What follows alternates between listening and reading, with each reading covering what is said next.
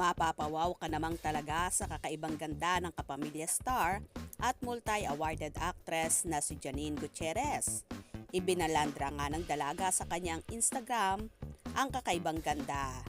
So sexy nga ni Nini sa kanyang suot at aakalain mong sasali sa beauty pageant.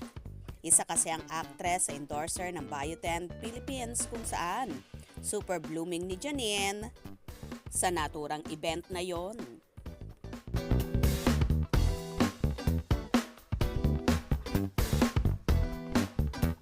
Hydro Excel line is really about diving into unparalleled moisture.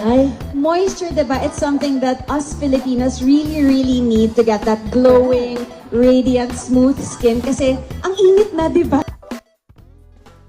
Hindi naman halata kay Nini ang naging breakup sa kapamilya aktor na si Paolo Avellino dahil mas lalong gumanda at naging fresh na fresh ang dalaga.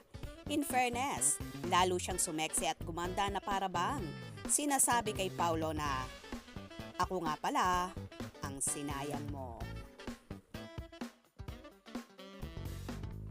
Napapabalita kasi natuluyan na ngang naghiwalay ang Paunin. At ngayon nga ay napapabalita rin na nagkakamabutihan na sina Kim Chiu at Paolo Avellino or mas kilala sa tawag na Kim Pao, na ngayon nga ay busy sa taping ng kanilang seryeng What's Wrong with Secretary Kim. Hindi rin naman kasi maikakaila ang sweetness ng dalawa on and off camera, lalo pat na ilalabas nila sa publiko ang language love nila kapag magkasama.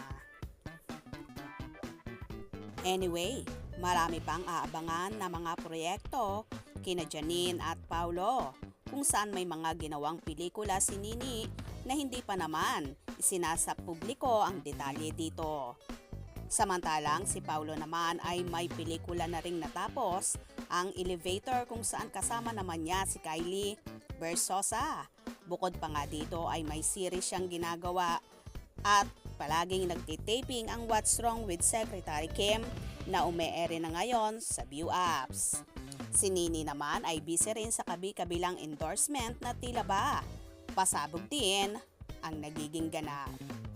So eto guys ang pinaka-latest updates ngayon sa Paunin.